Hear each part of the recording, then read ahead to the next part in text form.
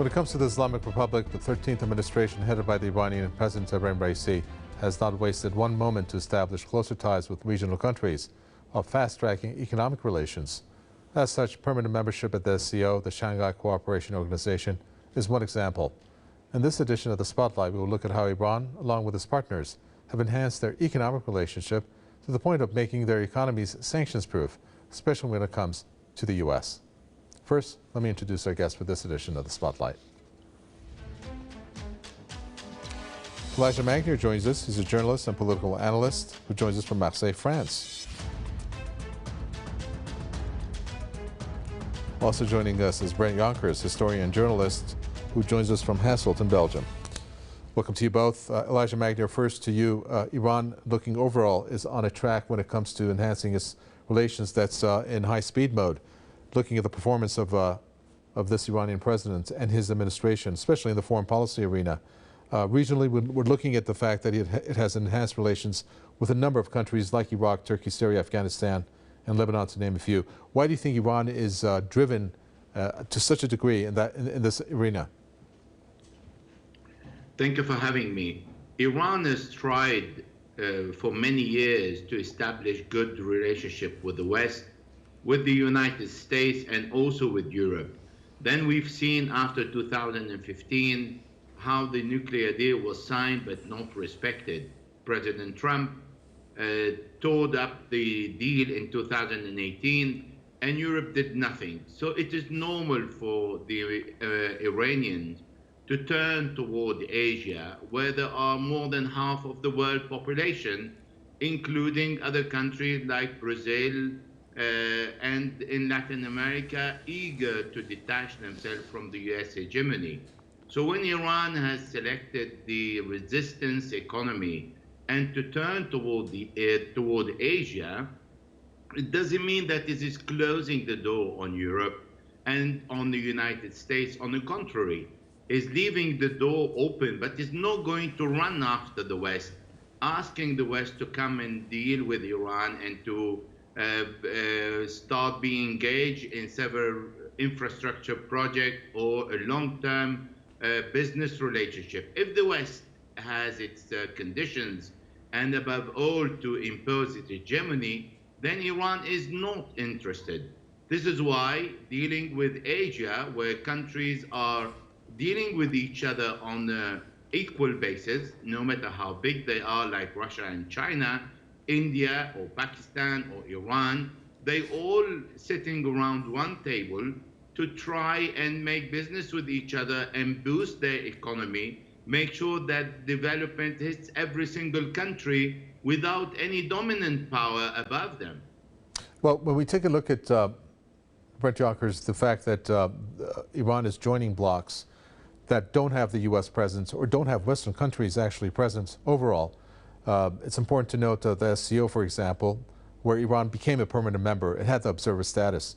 Also, the Eurasian Economic Union is another that it has applied for membership, and also the BRICS, which again, these are not Western aligned in the financial system per se, or with the U.S. not being a member. Doesn't this show that there's a shift not only from Iran, but also from these countries within these blocs that's away from the U.S. and the West in particular? Absolutely. We are now living in very interesting times, not just in Iran, but like worldwide, actually, and particularly in Asia. We are seeing a pivot towards what is often called the multipolar world. We have spent the majority of the past 30 years in a unipolar system following the end of the Cold War, in which the United States and some of its quote-unquote allies / puppets in the West, particularly European countries, have basically been ruling most of the world and dictating most of the world what to do. And this has been going on for about 3 decades now. But we have seen the past years, and especially this has all been speeding up tremendously following, in this year, following the Russian decision to really stand up against this unipolarity. We have seen a fast-track movement of a lot of countries across the world who are now realizing, and really are not just realizing, but putting into practice the fact that it is perfectly possible nowadays to work together on an equal footing between countries in the global south and in the global east as well, in a way that does not necessarily have to involve the West at all. And indeed, as the other guest so marvelously said, this does not mean closing the door on the West entirely, but it means showing the West that the Western pole is but one of the many poles that exist in this world. The Western world is a unit in and of itself, but it's not the only one, and it doesn't have to be the dominant one at all either. And in reality, we have seen this because what can the West really do at this moment? Not much. They can complain, they can threaten, and in the past that threat used to be enough to get countries, especially smaller countries, to basically be scared and decide to not go ahead with their plans of full self-sufficiency and sovereignty. But people and nations and governments around the world are starting to realize that the West has de facto, even the United States, has de facto lost the actual power to really put all its threats into effect. There is a form of imperial overstretch, as we have seen, for example, with the US defeat in Afghanistan. Right. There is an end to the de facto power that the West can use in order to fulfill its threats. And a lot of people, including Iran, I think the Islamic Republic, has really been capitalizing on this fact by joining these unions and these alliances and bonds with countries outside of the West. Well, the fact, Elijah Magnier, that we have countries within these blocks, since we're talking about it, joining trade relationships amongst each other. One of the outcomes of this, which is somewhat a work in progress, but it has proven to be effective, is the fact that there's a move away from the dollar. National currencies are being used in bilateral trade when it comes to countries like Russia, Iran, or Russia, China even. And even some of U.S. allies like Saudi Arabia, where they're switching, some of their reserves not only away from the dollar into the yuan, but also, for example, Saudi Arabia announcing that it wants to do trade, especially now with the crisis that exists between Biden and MBS. They want to do trade, the oil trade with China in the yuan. So are we looking at how the U.S. in particular is being left out of this, and as a result taking an economic hit because of it, especially when it comes to the way it has exercised foreign policy? One thing we need to remember, which we have a tendency to forget, is the West represents only 11% of the world population. And the West problems are not the world problems. So yes, the rest of the world, that is not the 11% representing the West, are detaching themselves from the dollar and from the SWIFT, because we've seen how Donald Trump and then after him Joe Biden are using these sanctions and these financial payment as weapons to curb the will of the population who refuse to submit to the US.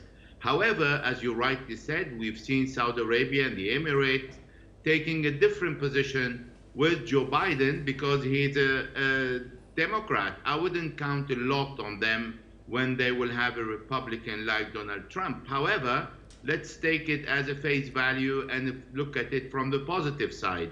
We've seen India, that is one of the US best allies, taking a distance by saying, well, I will remain your ally, but I look after the interest of my own population, which unfortunately here in Europe, we're not putting this forward because we have accepted the US dominance. So yes, the world is taking, 2/3 of the world is taking a distance from the dollar, is taking a distance from the Western industry, because it's going to suffer dearly, particularly when there will no longer be enough energy for the Western and European companies and industry to function and to be able to maintain the level that, for example, Germany had maintained for many years on the 4th level worldwide. Now we have other countries who are getting the Russian and the Iranian gas and oil, even if it is under sanctions, and they getting it for cheap, while Europe is getting it far more expensive from the ally like the United States and Norway. So even the allies of the West are behaving badly with the rest of the Western countries. So you can imagine why the rest of the world is taking such a distance from the West and looking after its own economy, turning toward Asia and saying, well, we can do better among ourselves without relying on the 11% of the world population. The shift to Asia couldn't be more clearer in its true form when this Sikha summit took place, of which the Iranian president attended it in Astana, Brett Yonkers. Sikha, the summit of the Conference on Interaction and Confidence Building Measures in Asia. So you don't have Western countries there, and basically the whole slogan, or I should say the platform that it operates on, is to create peace, promoting peace, security, and sustainable development among Asian nations. When you take a look at this type of a summit occurring, along with other ones that occur, and trade blocs that don't have the Western influence or presence there, doesn't this build a kind of counterforce against the destructive policies of the West, the U.S. in particular? Absolutely, and that is why when we're talking about summits, Sikha is of course one of them. But when we're talking about similar summits that have happened, I don't think there have been many summits, international events of more noticeable and more important, pivotal importance than the Shanghai Cooperation Organization Summit that we saw in Samarkand last month or so. Because this is these summits, and also the Sikha summit, these are summits that bring together vast amounts of potential, many different countries, but with vast populations and vast amounts of resources. Especially the SCO accounts in and of itself already for a huge chunk of the world population and a vast amount of international GDP, of worldwide GDP that is produced in the entire world every year. So these are countries that also, and that is very important to remember, these are countries that have a history of collaboration, especially because this often takes place in Central Asia, because Central Asia was basically the root of the Silk Roads that existed in the past. And what we see now, and that in China they literally call it the New Silk Road, so the Belt and Road program. What we see now is that these countries that know that they have a historical connection together, and in reality, historically speaking, used to be the absolute pinnacle of human civilization for quite a long time, for centuries. The absolute pinnacle of human civilization was in Asia, was in China, was in India, was in ancient Iran, was in Central Asia, and was in Russia, and definitely not in Europe or in America, because the European and American progress and rise to the top has only happened in the past 200 to 250 years or so. So these countries, these rulers very often, and these governments, they know very well what they are doing. They know they're trying to weave together this old system, but on a new basis of collaboration, cooperation, and peaceful coexistence in order to build up a power structure of their own that can operate independent from any possible hegemon, and in this case specifically the United States and Europe. Elijah Magni, an interesting statement came out from Iran's President Ebrahim Raeisi at the Sikha summit, and that was the fact that he said state sponsors of terrorism should not be allowed to set the rules on the war on terror. Of course, we could again name the U.S. as an example here. Are we looking at the U.S. with the aim of, as they say, going into countries that they've waged wars on to make a situation better, when actually, when they've waged that war, it has become breeding ground for terrorists, for them to emerge, because it has destabilized that country. It has ruined that country. And of course, you can name better some countries in which, as a result of the U.S. wars, terrorists came out of that as a consequence. Well, we don't need to speculate or analyze much. We look at the fact the United States occupied Afghanistan for 20 years. And after 20 years, they left Afghanistan to the Taliban that they came to remove. However, they didn't touch Al-Qaeda because Al-Qaeda remained in Afghanistan.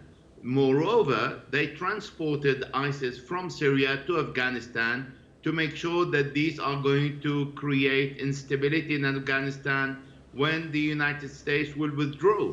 We look at Syria, they've done exactly the same by supporting Al-Qaeda, financing Al-Qaeda.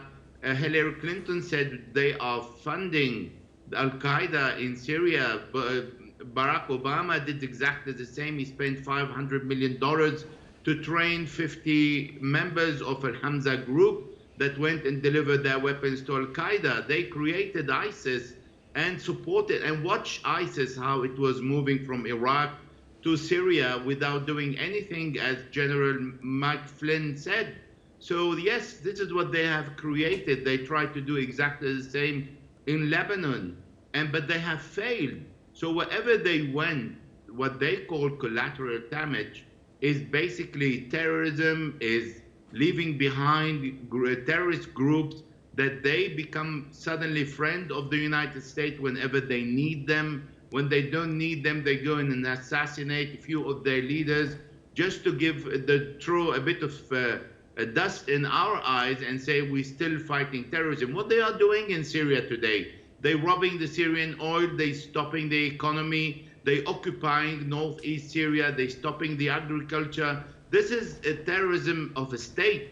This is exactly what the Americans are doing. So, Brett Yonkers, if you want to take a look at a fact, as both you and our guest from Marseille have stated, and it's out there, it's kind of a public perception now, is that the shift of power from the west to the east is inescapable. Now, along with that comes the fact that, again, something else that has been stated time and again over the years at this point is the fact that the U.S. has lost its superiority when it comes to the world stage, whether it's its global power militarily or otherwise. At the same time, warnings have been issued by analysts saying that when a superpower is losing that status, that it's going to react, and it's going to react in a way that there are going to be destructive outputs from those reactions. Are we looking at the U.S. at this stage, for example, dragging out the war in Ukraine to contribute to the world instability? Therefore, my question is, shouldn't there be some kind of opposition towards how the U.S. is executing itself, where it leads to instability? Yes, absolutely, and that is exactly what is happening with the United States. The United States is a wounded animal, let's say a wounded predatorial animal that has been ruling over the savannas or the steppes for decades now, but is now de facto dying. But there is nothing more dangerous, of course, than a cornered, wounded animal, and that is what the United States has been showcasing now. I have seen it said recently, I don't know which analyst wrote it, but he said the United States has lost its position on the world stage as the leading power, but they have not yet figured out what their position at this point then will be in the future. So they have de facto lost, they have been kicked off of their pedestal, but in their minds they are still up there, and they don't understand and they can't comprehend for themselves any other position in the world except for that of the suzerain, of the hegemon.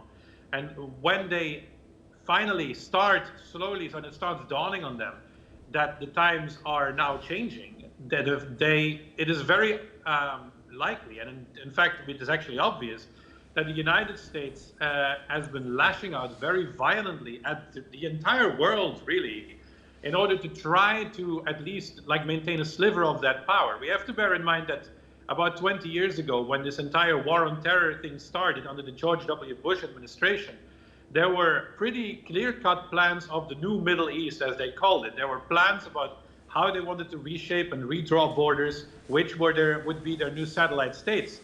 All of that has been completely come to failure. They have not been able to hold on to the Middle East, for example, or to any part of the world really in the way that they wanted. And instead, what they have decided to do, because they don't know any other way, is to foment as much civil strife, civil war, and chaos as they can in order to make sure that even if the United States cannot retain its power, at least they hope that no one else will be strong enough to really rise up either.